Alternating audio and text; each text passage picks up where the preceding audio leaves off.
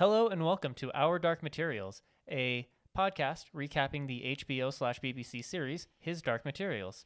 I'm James, I'm your host, and this week my demon would be a flamingo, mostly because I'm wearing a shirt that has flamingos on it, and for the most of the day I stood on one leg.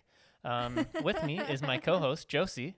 Hi, yes, I'm Josie, and this week my demon would take the form of a bear because I am also wearing a bear on my shirt and he can prevent forest fires. No, only you can prevent forest fires. He tells me that every time. He tells you how to prevent the forest fires. Yeah. Gotcha. Well, this is episode 3. Yes. This episode is called The Spies. Yes. Lots of spies in this one. A lot of spy narrative, a lot of spy motifs, and all of that. Should we jump on in? Sure. Or should we sneak in like spies? I don't know how to do that, so I'm going to jump right into the recap. All right, let's make a splash. All right, so I kind of changed it up a little bit. I did a main plot and a side plot, so it's going to be a little bit out of order, but this way I feel a little more comfortable. Okay, cool. I want some feedback from you and our listener out there, so. Our listener. All right, so this week on the main plot, Lyra is saved from the gobblers by the Egyptians and taken back to the river where everyone is meeting. This is where I have to give my first I was wrong. Last episode, I was like, oh yeah, we're going to open up with an arrow in a guy's neck. And there were no arrows in the neck, but Lyra was saved. Yes. So we did call that. I was like 90% correct with that. Mm-hmm. All right. All right, and then she's introduced to Lord Fa by way of interrogation, or at least she thinks so, and informed that she will be staying with them because she is important to them. This is when I got, like, as fun as it may seem to play prisoner again. And she's like, oh yeah, I guess I'm a prisoner no matter where I go. Yeah. And it's like, she's getting a little mouthy. Good for you, Lyra. Good for you. Lyra spends a lot of time checking out the alethiometer and slowly starts to figure it out. She also spends time getting to know Ma Costa and Fardacorum. Fardacorum and Lyra talk about demons and why they settle on one form, and he shows her the gobbler that they took hostage, from whom they only learned that they're taking the children north. It's like Father Coram gives like some really, really great like grandfatherly advice, like some very good sage advice. It's like, yeah, I don't want Pan to settle, and he doesn't want to settle either. And it's like, well, I mean, when your demon settles, it's kind of a good indication of who you are as a person. Yeah. And like, I would not change one hair on my demon Sassafrax or Sassafrax. I can't remember her name. It's Sassafrax or something like that. A really, really beautiful name, but I'm just going to call her Sassafrax. Sassafrax. Because she kind of gives a Sassafrax look when he does kind of a old man comment, and she's like, what? Then we get to the magisterium later, searching all of the boats looking for Lyra. Meanwhile, Lyra hides under a sink, and Ma Costa yells at the police about the other missing children, not just this one that you're searching for. Yeah, it's kind of a, why are you looking for the young white girl when my son, that's a minority, is missing, and there are a lot of other minority children that are missing. What are you going to do about that? Mm-hmm. And they just ignore her like the police do. Yeah. Friendly reminder, fuck the police. Yes. Well, I mean, don't, but also yes. Get their consent if you do, but also don't pay attention to them. When Ma Costa lets Lyra out, she learns from Ma Costa that Mrs. Coulter is actually Lyra's mother. That she was married when she had an affair with Lord Asriel, and then she became pregnant with her. This is some like really heavy exposition that's going on, and just kind of like, oh shit, that's why she's so into her and all of that. And then Lyra like shows some really good deductive reasoning, because Ma Costa tells her about this Egyptian Egyptian nurse. And Lyra's just like, oh, you were the nurse that looked over me. You were the nurse that was there to like make sure that I'm watched over and all of that. That's how you know all this stuff. Yeah. Like, this is firsthand accounts for information. Yeah, you're not just getting it from someone else, which also kind of makes sense why like Lord Fa wouldn't tell her earlier. Yeah, but I think it also helps Lyra feel more trustworthy, or not trustworthy, but trusting towards Ma Costa. Well, yeah, because she finally tells her the truth. Because it's but even then it's here's more like this does involve you, and now I am going to share this with you. Okay. And all of that. Like it's kind of a we've been bonded since even before I remember type thing. Yeah. So in this, she learns that her parents tried to hide her, but Mrs. Coulter's husband found her, and Lord Asriel fought and killed him. After a battle with the law, Asriel stole Lyra and took her to Jordan College, which she has been ever since. Later, Lord Fall holds a meeting to convince the Egyptians that they need to go and rescue the missing children from the north. He gets pushback from a Raymond Van Garrett, who doesn't want to harbor fugitives or to further endanger their people. As Lyra then kind of stands up and gives her a little bit of speech of hey, what are they doing? Yeah, okay. All of that, yeah. And then after that, I have in my notes, after Lyra gives her speech, everybody hates Raymond. Poor Raymond. Tony and Benjamin sneak away in the middle of the night to break into Mrs. Coulter's flat to find more information before they go to the north. They know to check her study with help from Lyra. I like how as Tony's trying to sneak out, Lyra just is don't think I won't hurt you, Tony Costa. And it's it's how do you know it was me? It's I could smell your hair slick. You're average. You're a teenage boy who uses way too much hair product. It's the equivalent of teenage boys in our world that just bathe in Axe body spray. Yeah. I assume. I'm pretty sure that's what it's supposed to be like. That's 100% what it is. And she's just yeah, okay. Check the top left drawer of the desk, and that's going to be where you'll find all those papers. But unfortunately, after they sneak in, they are quickly caught by the demon monkey, or the monkey demon. The monkey demon. Oh, that sounds like a badass RPG, mini boss or something. No, they're not aware that they're being watched through the vents. Yeah, she didn't warn them about that part. No, that's the one thing that you think you would have also said, Lyra. Come on now. Tony gets away the same way that Lyra did, but unfortunately, Benjamin is shot and chooses to end his life before being tortured for information. Oh, man. Mrs. Coulter comes out she has a fucking hand cannon and just clips Benjamin. And then there's kind of a tussle that ensues, and Mrs. Coulter fights like a monkey. I have that in my notes too. Yeah, she gets on top and starts laying down slaps and all of that. Just one more thing is that she fights like a monkey, and just like the Wu-Tang Clan, she ain't nothing to fuck with. It also kind of shows that she's had some sort of formal fighting training, because it wasn't just I'm hitting you. No, she gets on top and then and she does this slap type of a move medley of hit. Yeah, that just wins him and allows her to just lay down on top to apply more pressure, and then be what do you know? I can cause you so much pain.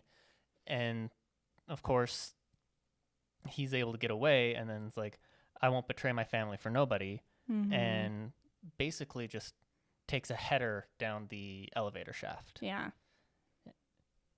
Is this where you have the thing about the first time we see what happens to a demon when somebody dies? Yeah, you get the first idea of maybe dust when Benjamin dies, because it looks a lot like the kind of sparkles in the intro for the show. Yeah. So and it's really pretty to see that bird demon just kind of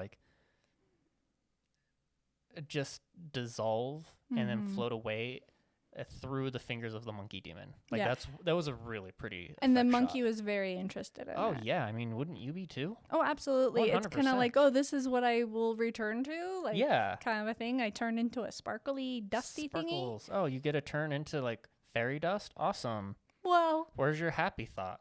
I mean, kind of awesome, but also sad in death. Well, yeah. But it's interesting that this is kind of a difference between the last episode when the journalist is quote unquote killed, because again, we still don't know that she's completely dead. I kind of think they're never gonna bring her back. I don't think they'll bring her back, but I mean, it is a difference. We didn't see her demon just suddenly disintegrate. No, because he crushed her, so maybe just and then crippled. kind of opened it, and then it was just twitching. Yeah. So, Yeah. yeah. Yeah. Back at the boat, while waiting for Tony, Lyra starts to figure out how the alethiometer works more. She shows it to Father Coram, and he gives her the basic rundown on how it's supposed to work. She then uses it to find and learns of Benjamin's death. And so she shows it to Father Coram, and he kind of gives her a Cliff Notes version of it. It's like this usually takes like years of study and special books that we just don't have. So, I mean, you can try, but it's not going to do anything. Sorry, kid, but SOL. And fortunately, Lyra doesn't take that as a deterrent or any way, shape, or form. No, she's a child. Why would she? Yeah. And also, as she says to Pan, like, this is the only thing she can do. Yeah. So. And then this is also when she's playing around with it, trying to figure it out. Yeah, we get these really beautiful visuals. Oh, it's so good to get like pretty. actual clear images of what's on the alethiometer. It's very clearly this ivory that someone's like etched into. Yeah, do you remember that knife that I got? It's like kind of. It's kind of not ivory, obviously, yeah, but you ivory do the scratching equivalent. and then you take the ink and put it in, and then like wipe that off, and it's this really awesome, like kind of ivory carved knife with images and stuff like that. It's super pretty. It is. I kind of wish we had these images last week. Oh, I know. It would have been really sitting, helpful. Like pausing the TV, trying to figure out like that looks like a blurry helmet, or is that the beehive? Could that be the crucible? No, that just looks like a bowl. What's a crucible anyway? Type thing. It's a bowl. It's a bowl. And also, we were right. The one next to the tree is the mannequin. The marionette. Or the marionette. Sorry. No strings on you. While she is up telling Father Coram what she just learned, she is attacked by two metal bugs. She is able to catch one of them while the other one gets away. We learn that they are called a spy fly. Later, Lyra tries to get rid of it, but Ma Costa stops her, telling her that they are very dangerous and illegal. I was going to say, yeah, we also find out that essentially Mrs. Coulter broke the law trying to find her, and that's touching in a way. Like her mom's willing to break the law to find her and to send some evil, angry spirits after her and possibly kill her. Yeah, I mean, if that's not motherhood, I don't know what is. I don't know. When As also, while all of this is going on, Tony gets back and confirms that Benjamin has died. Mm-hmm. He gives his mom a list of the stolen children that also confirms that Billy was taken. Yeah, the list has Billy's name on it, and it's basically like the list is the only thing he was able to get away with. Mm-hmm. But it's just what they need to confirm that these people are, in fact, abducting the children, and they need to do something about it. Yeah. All right. So now, and then they all head off for the north. To the north. Side plot. This thing that's been going on a lot. This is the main reason that I kind of made it into a side plot. You wanted to do the two? Okay. Yeah. So at the very beginning, Mrs. Coulter searches for Lyra at Jordan College, but doesn't find her there. While she is there, she finds the books that people need to read the alethiometer. The master tells her that Lyra has the alethiometer. In so many words. Many words. He doesn't. He doesn't tell her, but she's able to figure it out. And like during that shakedown of Jordan College, she's very much like a dirty cop. It's like, I feel that if they weren't going to find anything. Find me something that is heretical or illegal. Yeah, if they didn't find anything, then there was definitely going to be shit planted. Like, there was just no positive outcome for Jordan College. Also, the fact that because she wasn't there, she was just like, fine, all right, destroy everything. Yep, hell hath no fury. But also, I love how destroying everything, tear everything apart. It's just like pulling books off the shelf. Off the floor. And it's like, yes, properly destroyed. She commits one of the worst things you can do. She pulls pages out of a book. Oh, and then fucking burns them. Like ooh. He wasn't She all that Fahrenheit 451 concerned that. when she first started pulling them out, because I'm sure he was thinking, oh, okay, she can do that, and I can like tape them back in, or we can fix it, whatever. And then she throws it into the fire, and he's like, ugh. Yeah, she straight up Fahrenheit 451's it. It's not a pleasure, Mrs. Coulter. No, it never is. Not with her, really. I also really like this quote. Well, if the thinking was clever enough, it would find a way to obscure itself from the magisterium. Wouldn't it? That's like total Monday morning quarterback bullshit. It's like, you're not smart enough. You're not smarter than me. I know what you should have done instead. And it's like, I also think she's giving some props to Lord Azrael here because he's like, oh, I'm going off to a mission about this guy, talk to this Lord guy. And I'm going to go continue on when actually I'm going to continue the research of Stennis. Yeah, as well as like a pat on herself on the back of like, because she's pulling so much shady shit within the magisterium, and it's still not a problem. Like, she props to her for all of that because she is truly devious and gets away with it. And yeah, people suspect her, but they're also like too afraid of her, which more props to her for that. Yeah. And during right after this, we're back at the magisterium, who is obviously upset about what Mrs. Coulter did, but Lord Boreal lets them know that she and he will happily bear the consequences. Yeah, we kind of address the political fallout that's going to happen because it's like, no, they have a scholastic sanctuary for a reason, and you basically just screwed that over. Right. What are you thinking with this? And they're just like, it was necessary. I got it covered. Don't worry. It's fine. And does this weird walk around the guy. Oh, the blocking in the scene, like, it is so weird, but it was a very good shot, but like when you're just thinking about what he's doing, it's very weird. Yeah, like if you're not thinking in filmmaking terms, like that's what they did was phenomenal for just a single shot. Like, he walks kind of behind him, so you go in, and then he starts to loop around, so you start to pull out, and it's just a beautiful single take shot. But who the fuck would do that in real life? Like, that is not something that would happen. Someone who's intimidating the other person, I guess. As like, I'm gonna walk, like he is doing that. I'm gonna walk 2/3 behind you, and then I'm gonna stay there, whisper on the other side, and then I'm gonna be even more menacing as I walk away from you after I pass you again. Yeah, it's kind of weird. It was weird. During this time, he learns that the Egyptians might have Lyra. Oh, maybe. But he doesn't have to do anything about it because they're sending the cops, as we talked about earlier. Cops are on the way. Ooh. Then we go later on back to Boreal. We get a shot of him going back through the portal into the other world. I'm going to call it a window. A window. That's right. They do kind of call it a window. It's a window. I actually, in my notes, I have Lord Boreal goes through the portal /window again. Yeah, I've got it. Lord Boreal visits the other world and gets a boot. Oh, okay. So my note on this one is Lord Boreal, my full note is Lord Boreal goes through the portal /window again and pulls a Jack Skellington seeing a boot on his car. What's this? There's something on my car. What's this? I can't go very far. Like, that's what he does. Like, the look on his face is like, no, it's good. What type of technology is? It's better than my note because I just looked at that. I was like, oh, yes, we needed a full scene of him seeing that there's more stuff happening to his car. Is it going to be towed next time? I wonder if that's what they're leading up to because we had tickets. I hope so because there were the 2 parking tickets. Yeah. And now the boot.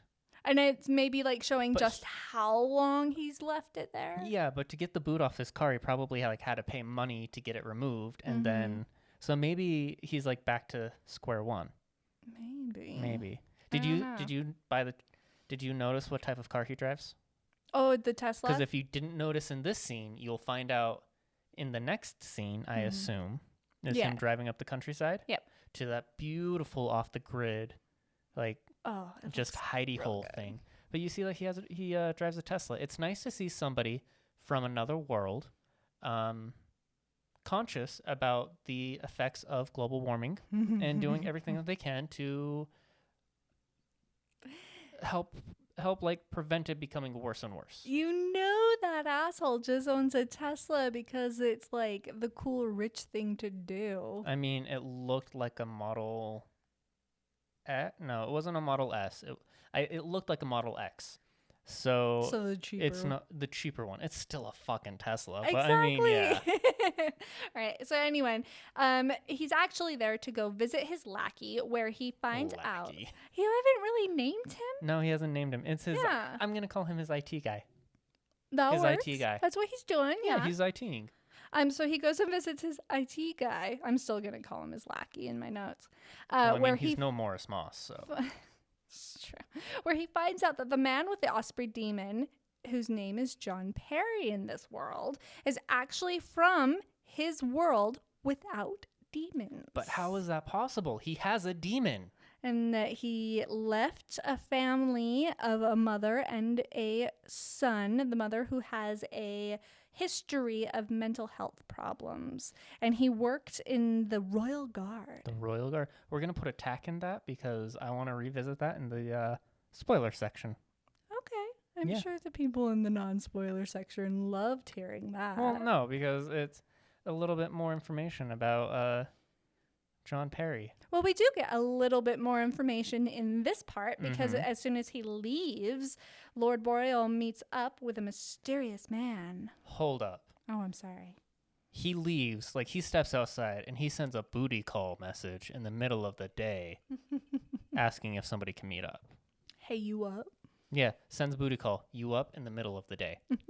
Well, it's just a mysterious man who he's going to send to watch over this family. Mhm. And we get a picture of a young boy.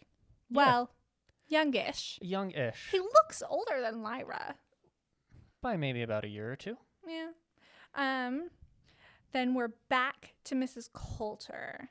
This is after, this is before the break-in. She's all distraught and tears up Lyra's room for some reason. I think that's her, like, furiously searching for the alethiometer because it's kind of...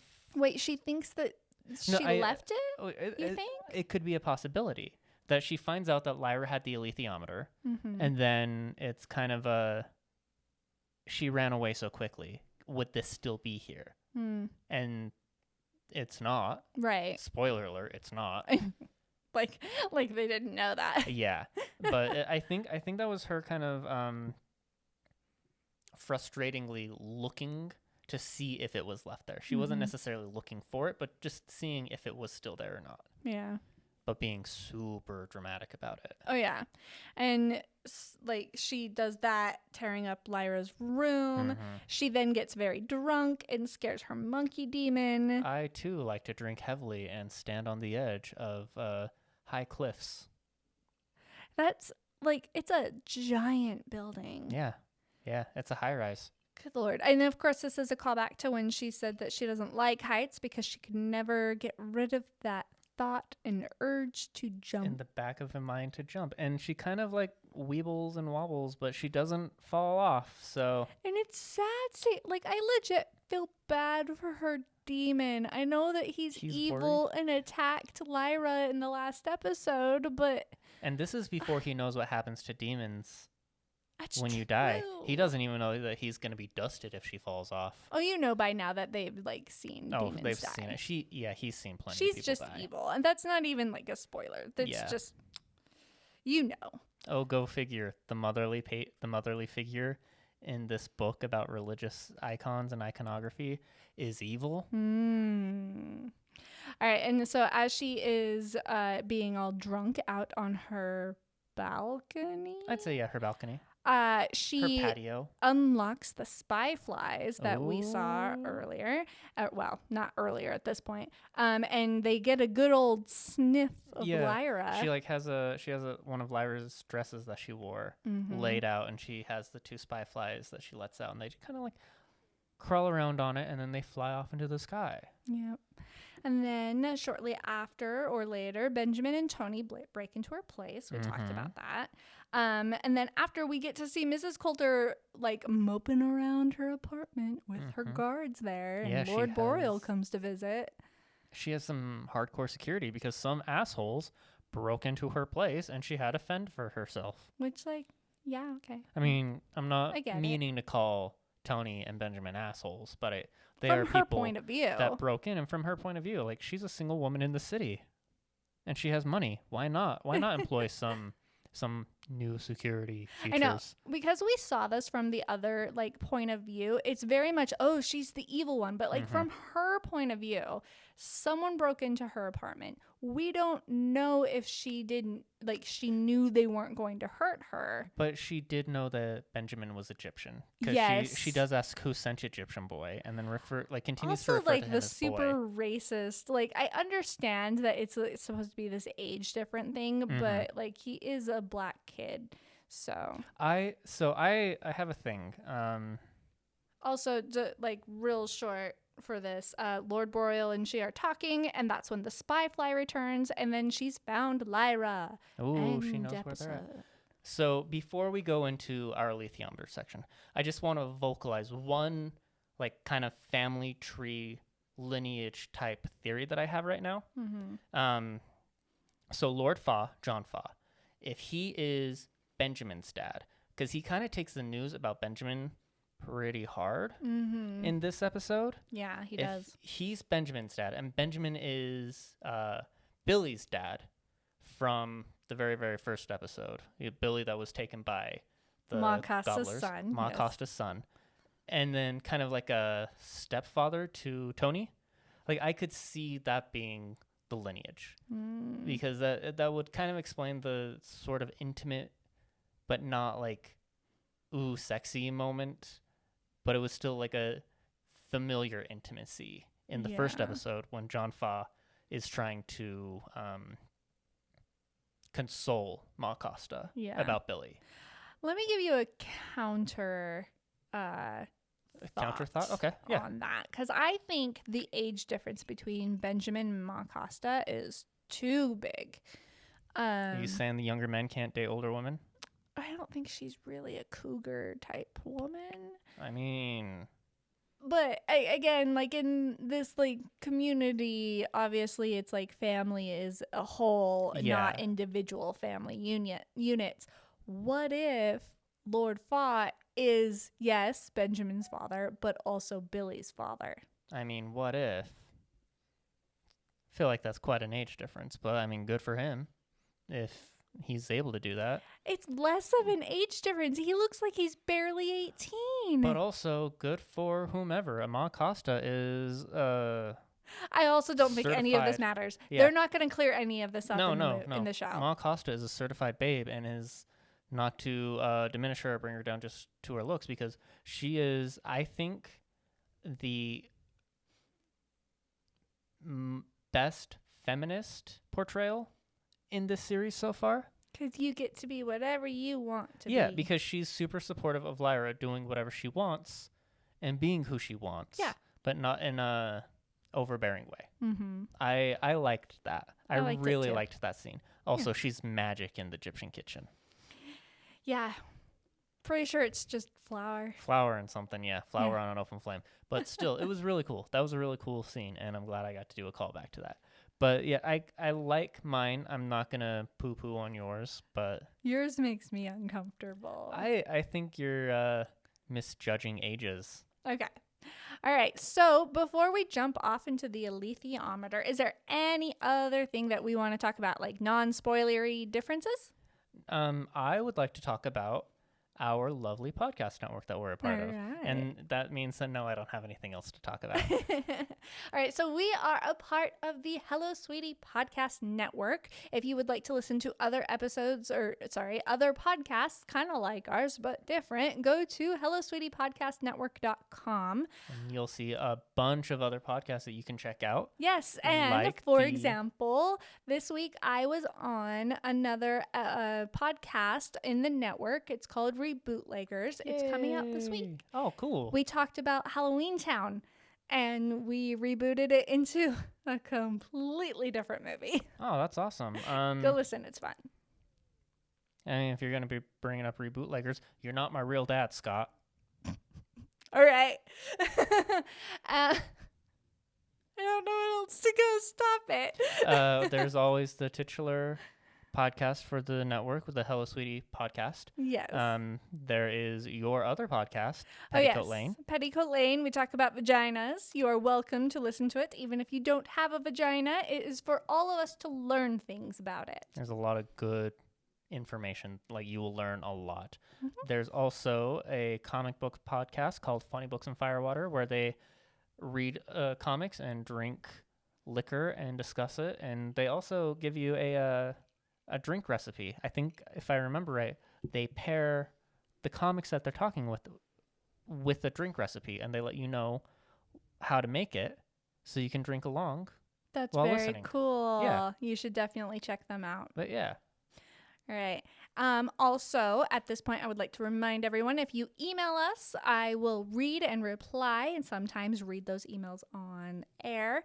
If you leave us a review, 5 stars, I will absolutely read it on air. If you leave something that's less than 5 stars, I don't know, maybe I'll read it, but I don't know.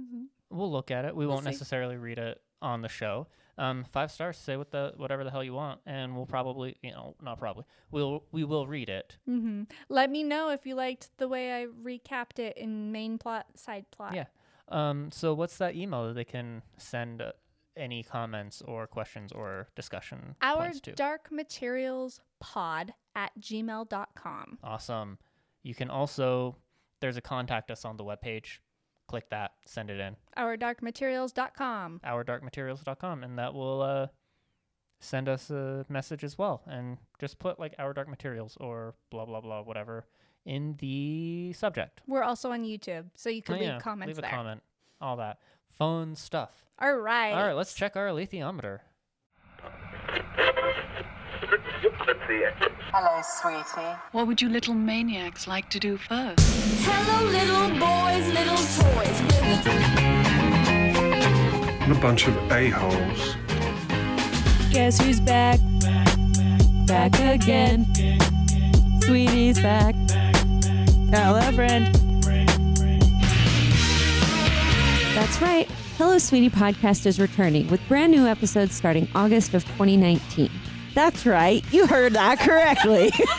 You can hear us talk about so many things like tiny hats, Thimbles, turtles, your mom's house, the internet, tiny dogs, a game you play on your TV, tiny dogs wearing tiny hats, little books, cigarettes. lots of small things, What's with the small things? Talking about the news in the movies, TV, the comic bookses, music, video gameses. science, and more. Find us everywhere you found us before. Stitcher, Apple Podcasts, the internet, and Google Play. World's Backest Podcast. All right. We are here in the spoiler section, We are checking our talking about alethiometer. Spoilers.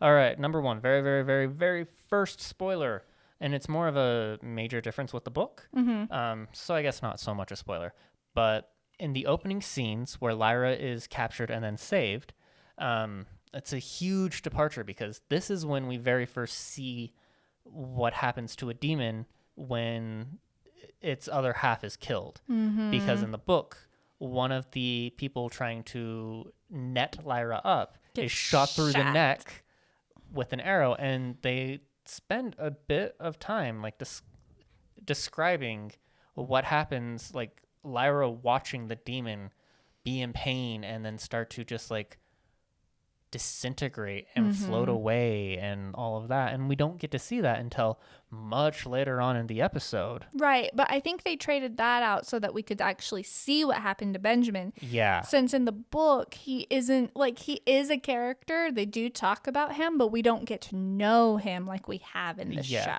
I think it kind of gives Benjamin more of a hero's farewell. It does, yeah.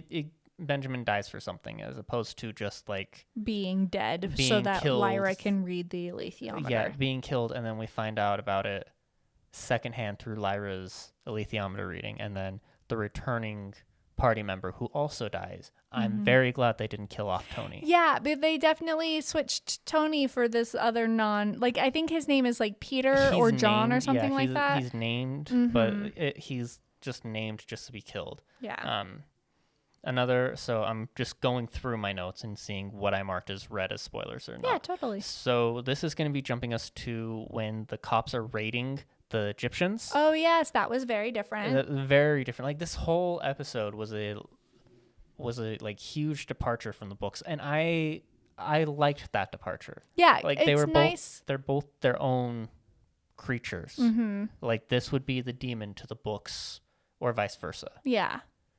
because it still had the spirit of it and all of that. Yeah, I liked that we got to see the like they brought Benjamin and Tony together and then unfortunately killed off on Benjamin. He had to go. Yeah. But that gives maybe Tony a little bit of a reason to not like Not be so like foolhardy yeah, and like Russian. listen to his elders, listen to his mom. Yeah. A little bit. It's not necessarily that it's like mom knows best, but she does have his safety in mind. Mm-hmm. But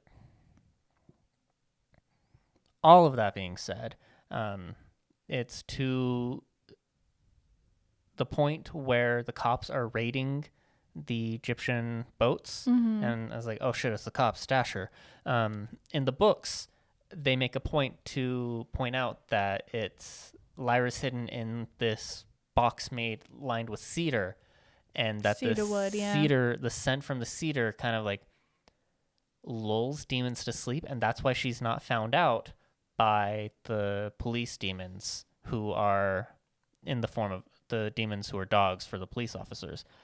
And it's just, she notices that Pan is resting upon her chest and all of that, and it was like a kind of a seen and not told moment. If that's even, I'm not great at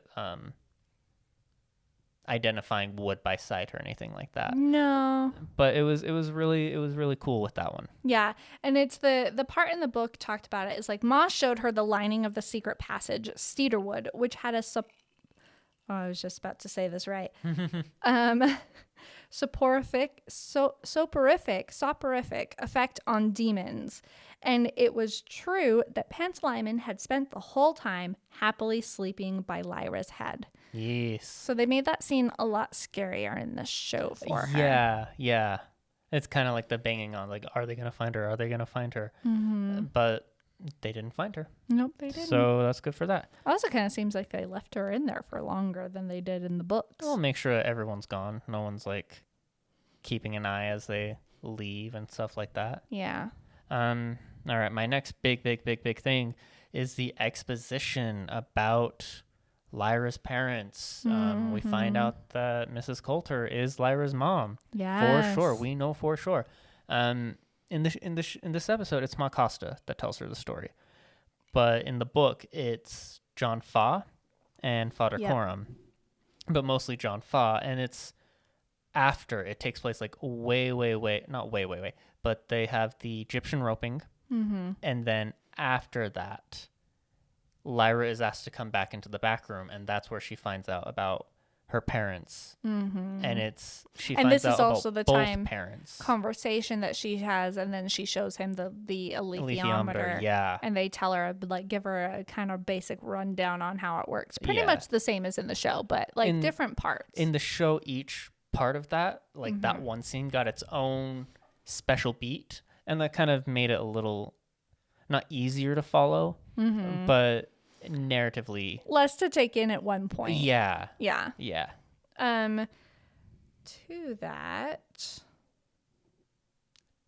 To that. Sorry, I've got a. No, you're good. Can I jump to my next one? Because I did my notes in the show order, like as scenes happened. I'm sorry. No, you're good.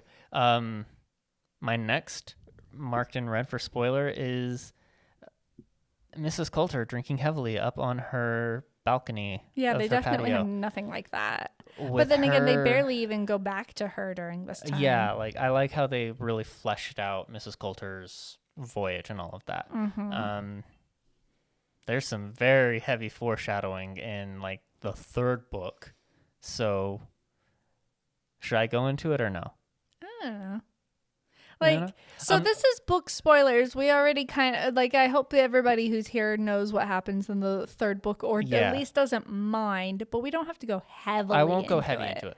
But this is a very hardcore foreshadow to how Marissa Coulter dies. Mm-hmm. And I'm liking all of that. Like, this is foreshadowing number 2 for it. Like, Yeah, it I is. like that. Yeah. Sorry. Oh, yeah. So the last thing I really want to bring up, which I thought it's not a huge part in the movie or the show or the books, really. Yeah. So the guy who speaks up at the roping, which I don't know if they give it that name in the show, but Yeah, so they do call it the roping. Okay. So Raymond, the guy who speaks up and is just like, I'm the one dissenting voice. In the show, they made it all about like, we don't want to endanger any more lives. Let's have the landlubbers save all of the kids, including the ones of ours that they've already taken, which I feel like makes him more of a baddie. Kind of a let's cut our losses while we still can. Children. Yeah, but And- children. And in the books, his only complaint is there are landlubbers, children who are, I say landlubbers, lopers. Landlopers. Landlopers' children You're not a true were Egyptian. also kidnapped with our children. Should we really risk our lives saving them? And I was like, yeah, no duh. Like, Which like is still a little bit of a baddie situation, but not as bad as let's just forget all of the children. yeah, let's stop trying. Yeah. No, it's it's just shitty thing to suggest no matter what. It is. But one is less shitty than the other. Yeah. And fortunately, they go to save all the children No matter what. No matter what. Yeah. So. Oh, and actually there was another thing. It has more Egyptian stuff. Oh, okay. So in the show that has like, oh, you'll be a Egyptian woman yet type comment, and then Yeah. if you get to be whatever you want to be, you are in charge of your destiny. Oh, is this about the witch blood or the witch oil? No. No. Okay. It's more it's more about the difference between that conversation and the conversation she has with Lyra in the book. Oh, okay. Yeah. I'm assuming So, you have a section I already do. highlighted. So Ma Costa says to Lyra after she was talking about how she is like Egyptian by now, because at this point she's been with them for a while. Yeah. You ain't Egyptian, Lyra. You might pass for Egyptian with practice, but there's more to us than Egyptian language. There's deeps in us and strong currents. We're water people all through. And you ain't. You're a fire person. You're like a marsh fire. You're more like a marsh fire. What you're more like is a marsh fire. That's the place. So you have in the Egyptian scheme, you got witch oil in your soul. So yeah, no, you're right. The witch oil part. Deceptive. That's what you are. So while this is a compliment in the book, I don't think it would have come across that way in the show so much. Oh, no, because like right after this, they leave for not right after in the book, like pretty shortly after they leave for Trollesund to meet up with the witch's basically spokesperson for the land of man or whatever. Yeah. The rule of man. They're the spokesperson for the rule of man. And it's basically puts the idea and dreams of witches into Lyra's head. Yes. And that's kind of what kicks off that idea for her. And we really haven't had that yet. No, my only point about it is I really liked the way that she talked to Lyra in the show rather than in the book. Yeah, it's not so much of a compliment, not compliment, compliment. It's less of a compliment sandwich. Yeah. And it's more just like, no, you can be whatever the fuck you want to be. Yeah. You're Lyra Balakwa. They seem a little bit more like, if you want to join us, you can type Yeah. thing as well. Where in the book, they're just like, no, you're not Egyptian. Like, you can join us, you can fit in, but you'll never truly be Egyptian. Which is not a nice thing to say. Which do you want to No, that's for another episode. Okay. That's like if we cover the Book of Dust series. Yeah. Okay. Yeah. Yeah. But, We'll save yeah. that for later. But anyway, that's all I've got really. Okay, cool. That's all I have too. Hey, guess what? Hey, guess what? What? Guess what we get to do next episode? We're gonna see an I was An gonna iron call bear? them an iron bear. Is that what they're called? Armored bear. Armored bear? An armored bear. We get to see an armored bear. Guess where we get to see that? In the town. in the north. We'll see you in the north. If you're a fan of comics or even just the movies they're based on, check out the Funny Books and Firewater podcast. Each week, Brian, Maya, Todd, and Adam review a graphic novel and discuss what drinking games should go along with it, as well as recommend what adult beverages should be enjoyed. New episode drops every Monday on iTunes, Google Play, and Stitcher. Funny Books and Firewater. We're a drinking podcast with a comic book problem.